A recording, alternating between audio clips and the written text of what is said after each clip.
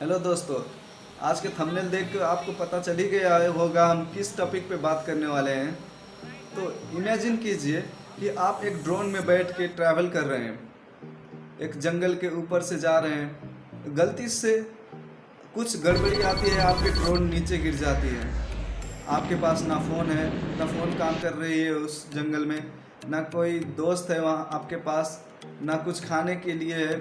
तो उस वैसे कंडीशन में आप भूख से तड़प रहे हैं, आप भूख से तड़प रहे हैं, तो क्या कर सकते हैं उस कंडीशन पे? आप उस कंडीशन में मैं कहूँ कि अपने ड्रोन को तोड़िए और खा लीजिए। तो कैसा लगेगा?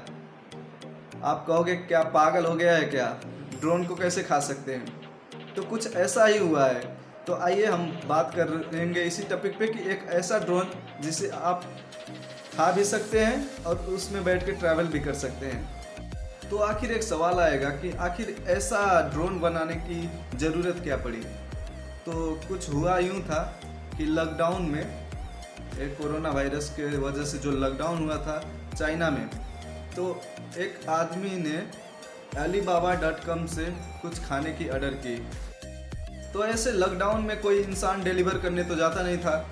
उस टाइम में alibaba.com ने एक आइडिया निकाला कि क्यों ना हम ड्रोन के माध्यम से फूड डिलीवर करें। तो आइडिया को काफ़ी सक्सेसफुल भी हुआ था। तो जब वो फूड लेके एक जो चाइनीज़ इंसान ने ऑर्डर की थी फूड, उसके घर पे गया, ड्रोन गया, ड्रोन वापस लौटा ही नहीं। तो उसका जांच पड़ताल चलने लगा, क्यों, क्या हुआ, ड्रोन कहाँ रह गया? उस इंसान के घर के लोकेशन तक उसका ड्रोन का लोकेशन दिखा रहा था, पर उसके बाद ड्रोन कहाँ गया कुछ अता पता नहीं चल रहा था। उस इंसान से पूछने में वो बोल रहा था कि ड्रोन तो गया। तो सीसी फुटेज जो उसके घर में लगाया गया था, उससे पता चला कि जो ड्रोन फूड लेके आया, वो इंसान ने फूड को साइड में रखा और सीधा ड्रोन को खाने लगा, और ड्रोन को खाने के बाद फिर फूड को भी खाने लगा। कितना अजीब बात हुआ। उस इंसान से पूछा गया, तूने ऐसा क्यों किया? खाना तो खा लिया, पर ड्रोन को क्यों खा लिया?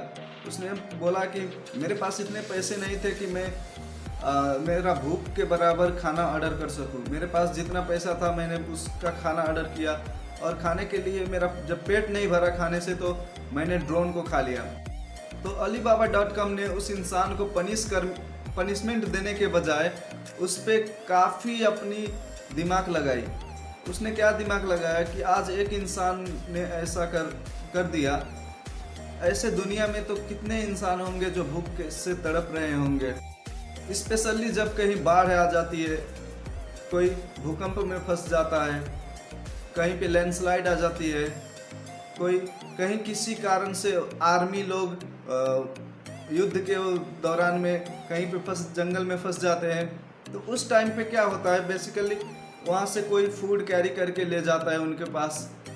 ग्रुप में वो लोग 4 5 10 फंसे हुए हैं अगर, तो अगर रास्ता नहीं अच्छा है, वहाँ तक फूड नहीं पहुँचाया जा सकता टाइम पे, तो क्या होता है, आजकल तो नया ट्रेंड चला कि ड्रोन में फूड रख दो और उसको सप्लाई कर दो वहाँ तक जो बाढ़ में फंसी हुई है, या आर्मी कोई जंगल में फंस गई है, या कोई अर्थक्वेक की वजह से फंस गया है, तो उनको तो भूख लगेगी, उनको खाना चाहिए।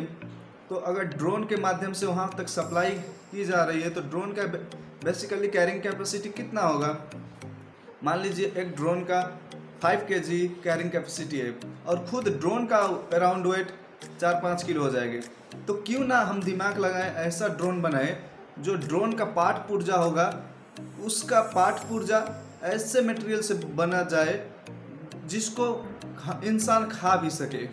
ज़रूरत पड़ने पे एकदम इमरजेंसी कंडीशन आ जाए तो उस पार्ट पुर्जे को भी खा सके हो, ताकि अगर इंसान जिंदा रहेगा तो वैसे ड्रोन तो लाखों बन सकते हैं।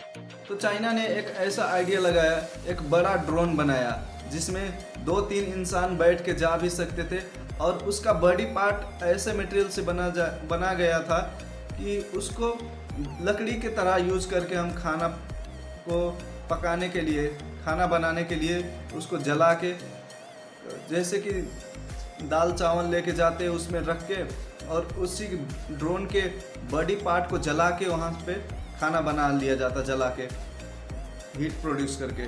पर उसके बाद उन्होंने और इम्प्रूव करने को खोजा। उन्होंने फिर ऐसा सोचा कि जो बड़ी पार्ट्स हैं ड्रोन के, बड़े बड़े ड्रोन के बड़ी पार्ट्स जो हैं उसको ऐसे मटेरियल से बनाया जाए कि उसको डायरेक्टली बिना पकाए उसको डायरेक्टली खाया जा सके। उसमें कार्बोहाइड्रेट, प्रोटीन और विटामिन को मिक्स करके एक ऐसा शेप दिया जाए जो ड्रोन के पार्ट भी बन सके, उससे उतना कड़ा हो और उसको खाया भी जा सके। तो ये तो अच्छी बात हुई, पर एक बात समस्या के रूप में आ सकती है कि जो बड़ी पार्ट वहाँ पे होंगे वो खाने लायक तो होंगे, पर उसमें हाइजेनिक का समस्या कैसा होगा। मतलब कि उसमें धुआं, धूल, मिट्टी और हवा में रहे हुए जर्म्स उस पर लग सकते हैं, उस पर चिपक सकते हैं। तो उसको अगर इंसान खाएगा तो ऐसे अनहाइजेनिक खाना खाने के बाद, ऐसे अनहाइजेनिक फूड खाने के बाद इंसान बीमार भी पड़ सकता है।